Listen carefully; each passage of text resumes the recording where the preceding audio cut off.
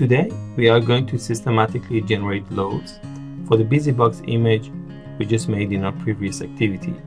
Here, we will run a BusyBox deployment with different number of replicas, and in each case, pressure the deployment with various amount of load. We will measure its performance and save it for later use. Like before, please go to the course website and download the provided files. And now let's open it with Visual Code.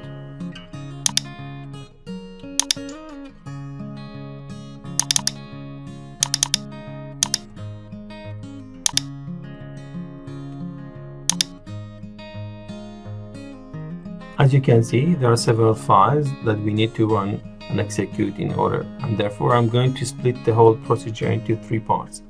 The first part is to generate the load for a BusyBox deployment and collect and save the results. The second part is to analyze the collected results. And finally, the third part is to profile a BusyBox deployment by measuring its performance on the various load and a number of replicas. So let me explain the first part, main load generator. In this file, we are going to generate load for a BusyBox deployment. And for that, we will listen to a specific port for commands about how we should do that. We are going to use three other NPM packages here. Colors to print text in colors in the console, fs to read files and write into them, and child process to execute arbitrary commands inside the Node.js code. More information obviously can be found here in the official NPM website.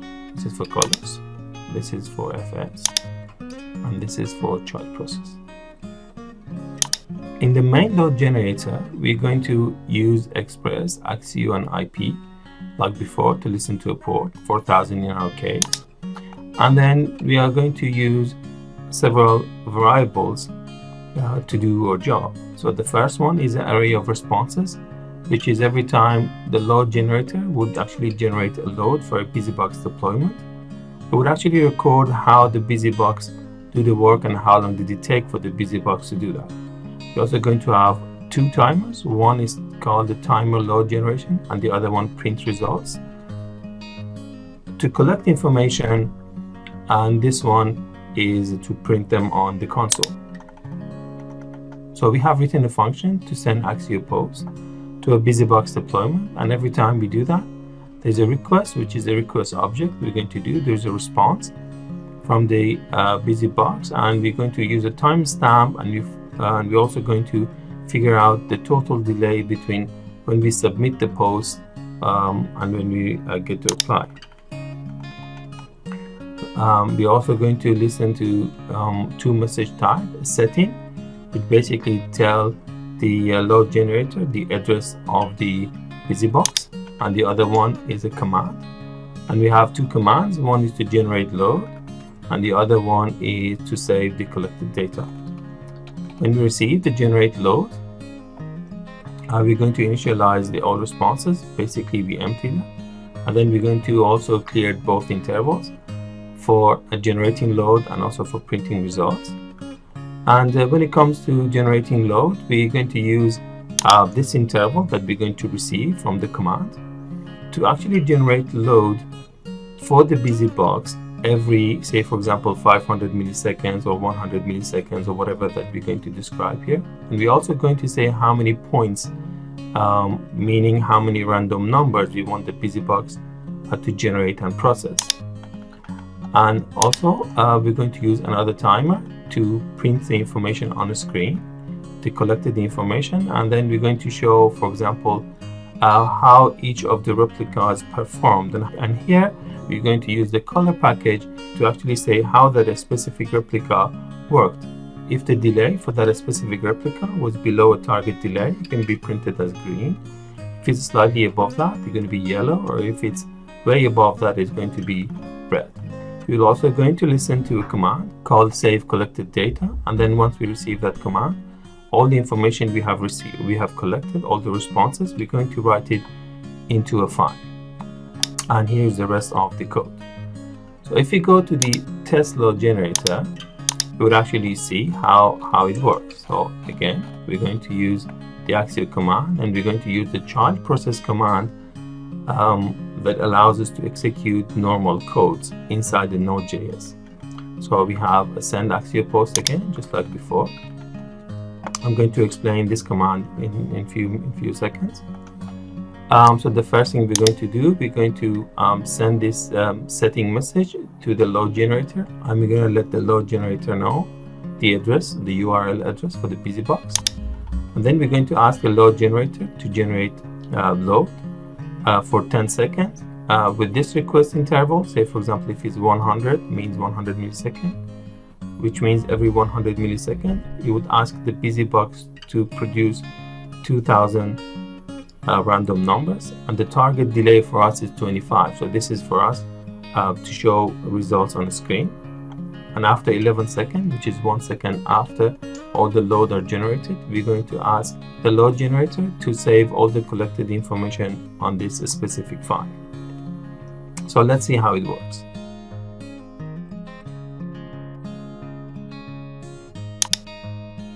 First, we need to make sure Minikube is still working.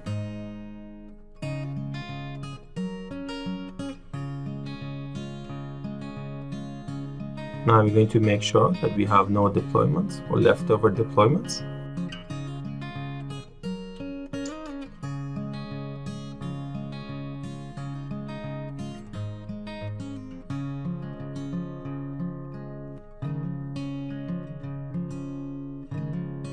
And no services.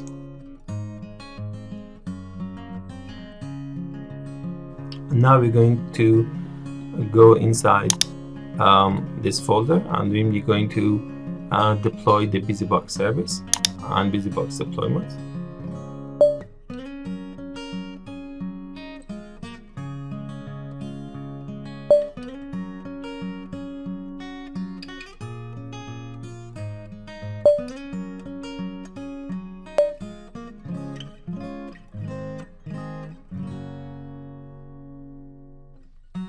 And here are the deployment and the services that we have used in the original example.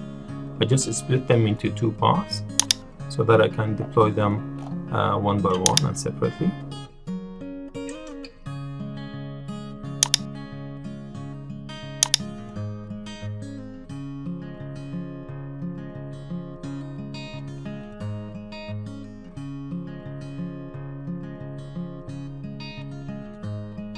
So here's the command that I wanted to explain before. So if I go and say kubectl get pods, I can see I have 5 replicas. And if I use this command, I can scale up or scale down the same deployment. So if I say 3, say for example, now we have 3, 2 of them are terminating now. So I can do this as many times as I want.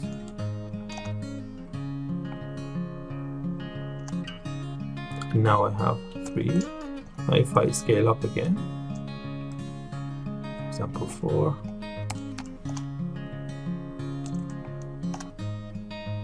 could be a new part added to my deployments. So let's go to the test.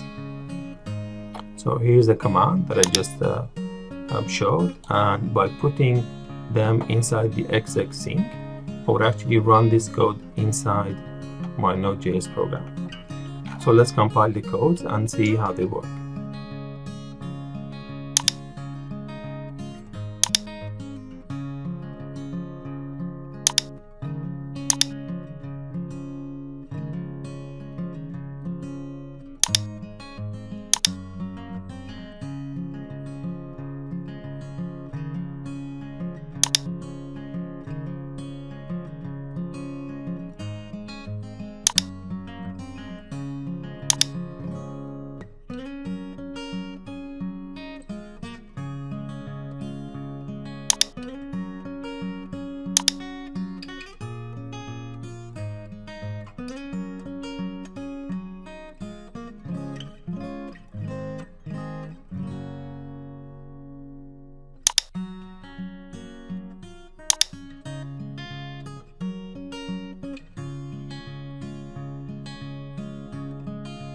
So now I'm going to run the main load generator.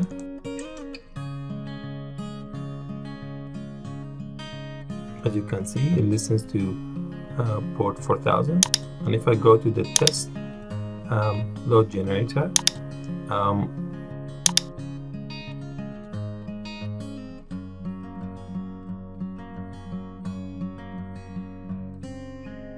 it would actually tell me that I have to provide it with 2 arguments, and this is how I'm going to add the arguments to my test generator, and this is how I'm going to pick up these arguments from the command line. So this is a new trick that we also use to pass on information to Node.js programs, and this is how I'm going to pick them up.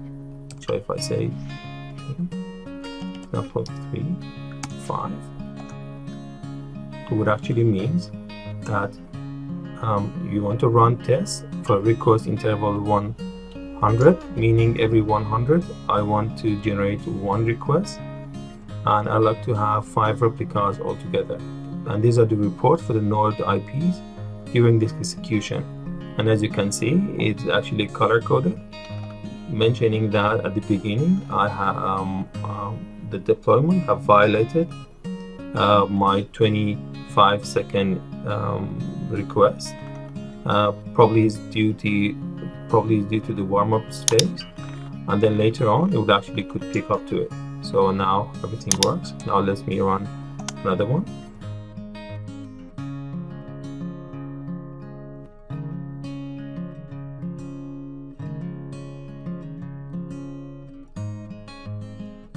Now as you can see, they are fairly green now, meaning that my deployment is able to satisfy 25 millisecond total delay request that I have for it. So the information would be sent here. For example, this is the information of 5100, and this is the so each of these JSON objects is actually one of those requests. I said for this request I received this response, and this is from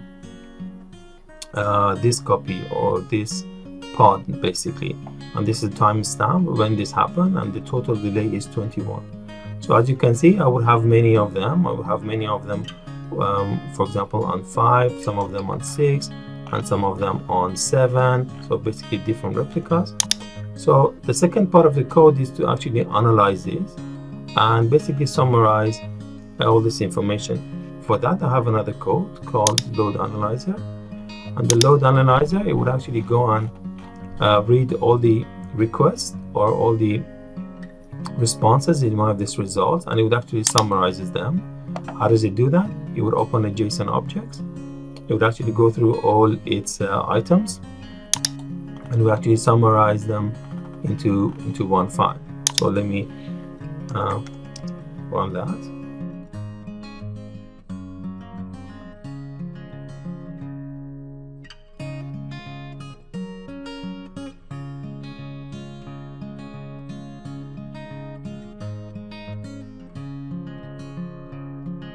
Example for the one that we just executed.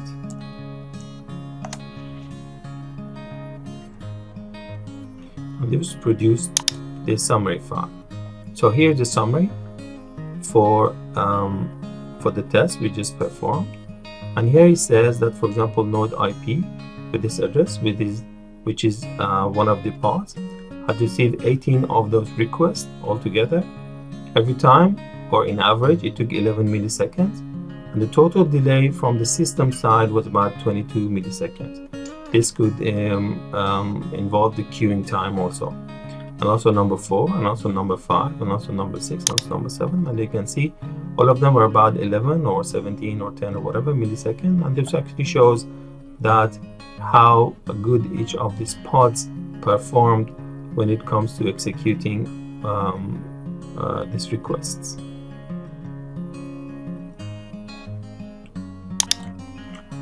The third part of the code is to run several of such tests and basically profile the BusyBox.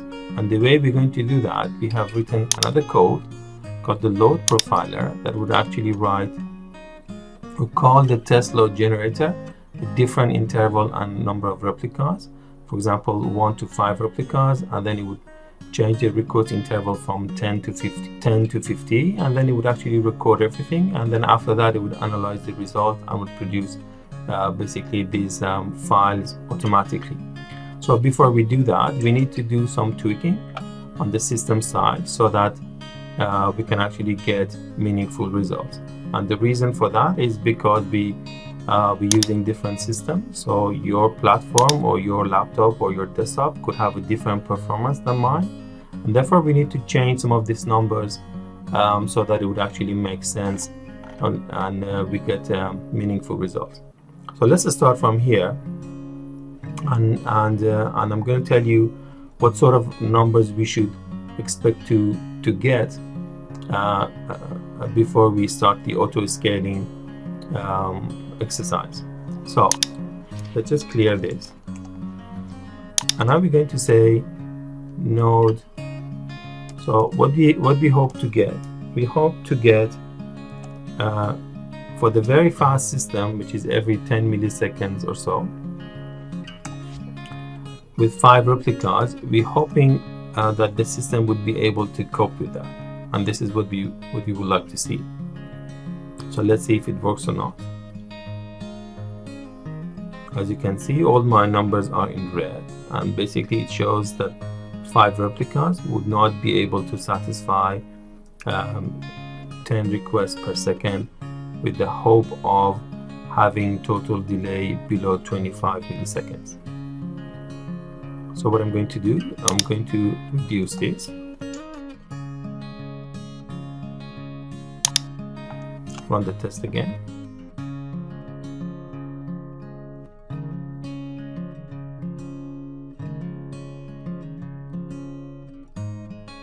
Now I can see the numbers are fairly in the green and in yellow, meaning that my platform is able to somehow cope with this.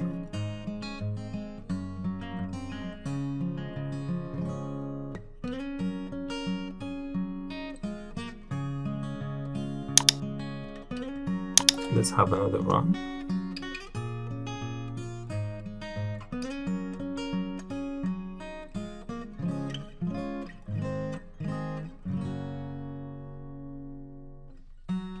So as you can see, the platform is fairly able to satisfy the 25 millisecond end-to-end delay, which is what I want. So this number is okay now. The other thing that I would like to test is that I should be able to do some job with only 1 replica. So interval 50, 1 replica, and let's see how it works.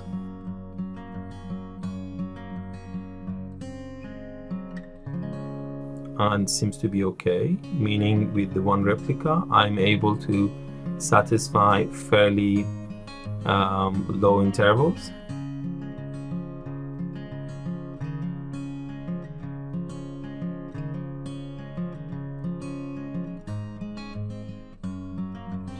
And now if I increase this, for example, if I increase the speed, it means I have a higher load.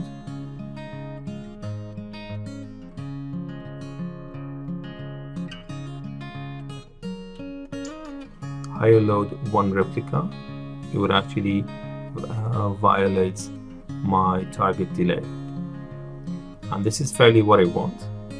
So my numbers are tweaked now. Now I can go and profile my platform.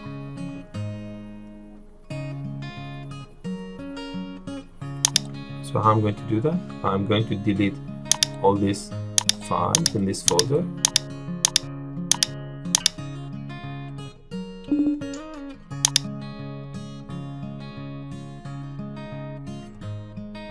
And then I'm going to run this code. So if it didn't work, you have to add the execution ability to the code. So let me do that.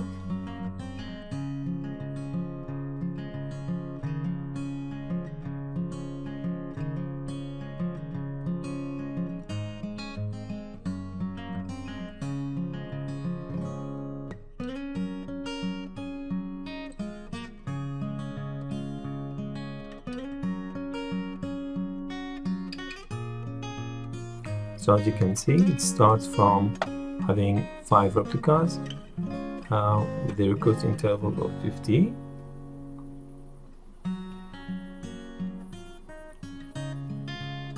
And again, just like before, you can see I can barely make my target delay. Every time it's happened, it automatically analyzes the data as well. So here is the raw information, and here is a summary of that. For example, it says the first replica took about 5 seconds to do each of the requests, and the total end-to-end delay was about 22 milliseconds for the other ones.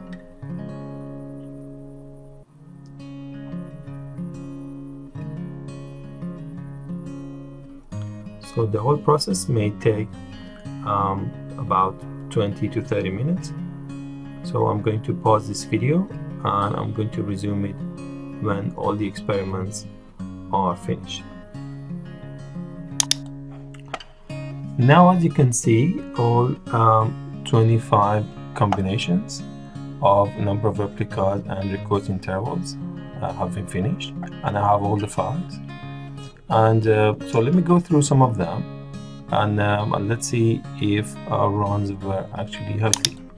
So when there's only one replica and the request is about 10 milliseconds, every 10 milliseconds, I can see that the total delay is about 4,000 milliseconds. So when I add another replica to the system, means 210, say for example, and I can set the delay is less. 310, I can see is even less, and 410, I can see is lower, and 510 almost satisfied. So if I go for example for another one, if I have one replica, I'm supposed to work with requests every 30 milliseconds. So this is 316, say for example, and if I have 230, then it's almost satisfied. So it seems everything is working as it's supposed to be, and I'm going to use these collected profiles to do the lab assignment.